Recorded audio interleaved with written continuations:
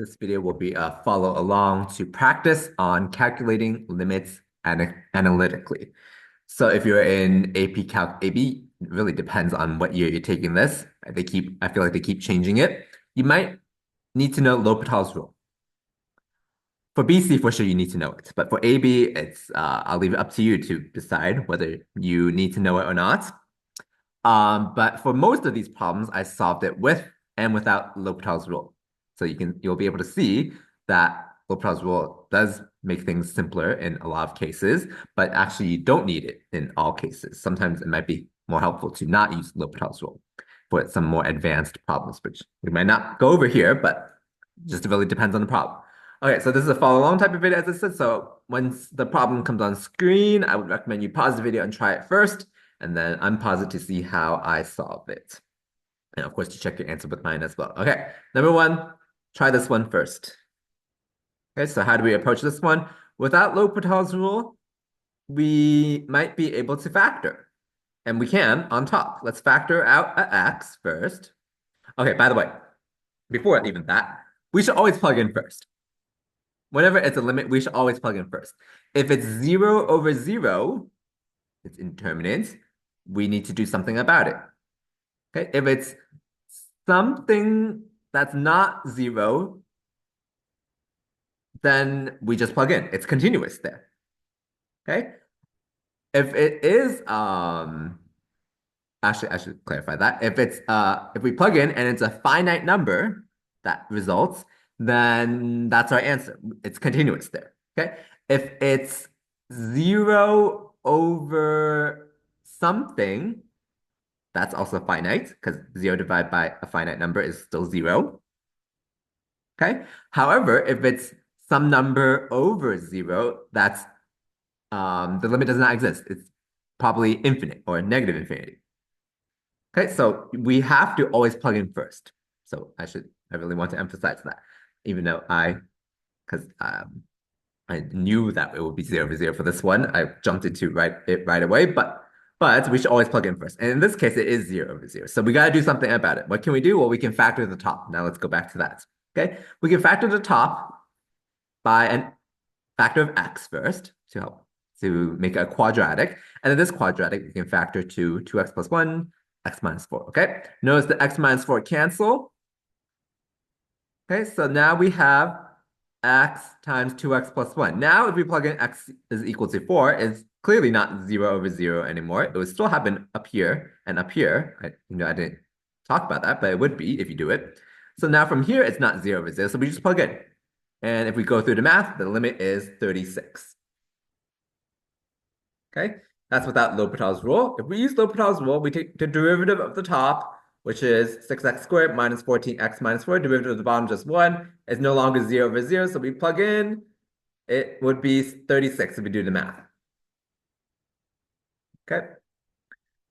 So in this case, L'Hopital's rule was maybe a little simpler. Okay, but was not that big of a difference. You can see the numbers are a little worse when we compute it, but it's not that too bad. All right. Number 2, what about this limit? Try this one on your own first, please. Okay, so without L'Hopital's rule, well, let's plug in first right away. You will see it's 0 over 0. So we got to do something about it. So the technique for this is we use the conjugate. So we multiply both the denominator and the numerator by square root of x plus 3. This is the conjugate of the numerator. Okay, so the top becomes x minus 9, difference of two squares. Bottom I left factored. Okay, now this x minus 9 and this 9 minus x look really close, right? It's just different by a factor of -1. So I could factor out a -1 from this bottom over here, and it will be x minus 9 in parentheses times -1. So that x minus 9 on the bottom and on top here would cancel, and we're left with that minus sign still. So I put it up here. That's fine. It's just multiplied by -1, right? It doesn't matter if it's on the top or the bottom. Okay, so now from here, if we plug in, it's no longer 0 over 0. So we directly calculate it from there. It'll be -1/6 is the limit. Okay, now using L'Hopital's rule, it's 0 over 0. So differentiate the top. We got 1 over 2 root x. Differentiate the bottom, we got -1. We plug in because it's no longer 0 over 0. You get the same answer. So here, probably again, L'Hopital's rule is maybe a little easier here. Not maybe, I would say it's quite easier because we didn't have to do the conjugate and all that, which could be algebra heavy. Number 3, how about this limit? This, we have to abide by the rule. We plug in first. It's actually not 0 over 0. So it's continuous, actually. We just plug in. And we go through the math, it'll be -3.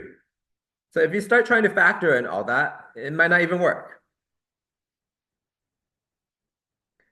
Okay. Number 4, how about this one? It's 0 over 0. So we gotta do something about it. What can we do? Well, if you remember the formula to factor 2 cubes, it's this. Okay. Honestly, I don't think you really need to memorize it, in my honest opinion. But of course, if you have it memorized, great. We can use it here. Otherwise, I don't know of a different way to do it, actually, for AP Calc AB, actually. Or if you don't know L'Hopital's rule, I should say. So the x plus 2s would cancel, and clearly this is no longer 0 over 0, so we plug in, we get 12. But L'Hopital's rule is actually quite easy. Differentiate the top, we get 3x squared. Differentiate the bottom, we get 1. So plug in from here. You get 12 again. Okay, number 5. What about this limit? Limit as x approaches 4 of f of x if f of x is this piecewise function. How do we do this? Okay. We want what the function approaches. We don't want what the function equals to per se, not all the time. Okay? Because limit, it's what it approaches. Doesn't mean what it is equal to. If they happen to match, that means it's continuous. But you can clearly see it's not continuous here, actually. Okay? If we plug in x is 4 on top, it will actually be this value over here. So you'll see it's not continuous. And that's the point of this problem. We take the limit of this upper branch, because that's the path that it would follow as x approaches 4. Okay? So we take that limit, it'll be 16 minus root 5. Or we evaluate it. We plug in x is 4 there, we get 16 minus root 5. Okay, and hopefully here, again, you can clearly see it's not continuous because there's a hole at x is equal to 4, but then if we don't have this bottom branch, but then they define some point at 4 comma 0 at x is 4. So it's a jump discontinuity, actually. Okay, hopefully this was clear that we have to consider what it approaches, which is it follows the curve up here. Okay, number 6. Oh, here's the absolute value one. Most people get intimidated by this. How do we approach this? Okay. When there's an absolute value, the smart approach is to consider the one-sided limits. So limit from the left and limit from the right. That's how you usually want to approach these. Okay. So if we take the limit as x approaches 0 from the left of our function, well, think of the curve absolute value of x. It's that V shape, right? As we approach 0 from the left, which side is it on? It's on the negative x side. Okay, so we can replace this absolute value of x as negative x. One more time. It's because we're approaching from the left. We're going to be on the minus x branch. Okay? So we take this limit, that's just -1. Okay? Similarly, if we do the limit from the right, this absolute value of x, we're going to be on the plus x branch. Again, think of the curve. So we can replace this absolute value of x with just plus x, or x. And so the limit is 1. Now see, this limit is 1, but the limit from the other side is -1. What does that mean? The limit doesn't exist since the limit from the left does not equal the limit from the right. Okay. That's how we think of these absolute value ones usually. Without a calculator, most people get intimidated, graphing calculator, because usually they would just graph it probably. But then this is how we think through it without a calculator. All right, what about this one over here? Okay. if you know L'Hopital's rule, it actually probably won't help you, even though this is 0 times, actually, yeah, it'll be 0 times, what sign, well, 1 over 0 it approaches infinity, okay? What sign of infinity? It oscillates between 1 and -1, so L'Hopital's rule won't help you here, okay? The interdeterminant forms for L'Hopital's rule was like 0 times infinity and stuff like that, right? Okay, so we have to use the squeeze theorem here. Remember that guy? How do we use the squeeze theorem? Well, we know that the sine function, just imagine sine x. The range is from -1 to 1. Sine of 1 over x, same thing. The range is -1 to 1.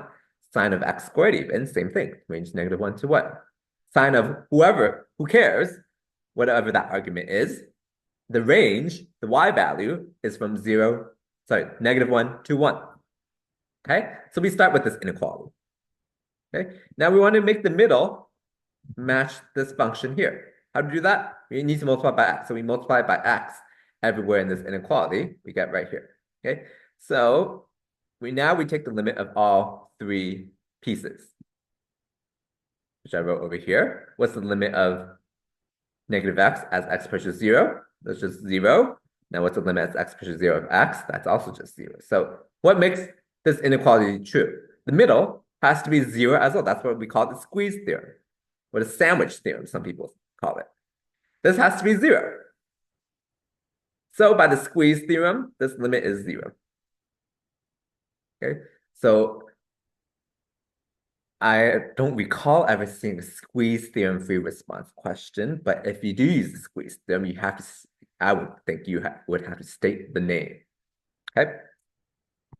All right, that's it for this practice set. We went through a lot. We went through squeeze theorem. We went through an absolute value function, and we went through more typical ones like the conjugate, factoring, and canceling. So pretty much one of every typical type of problem.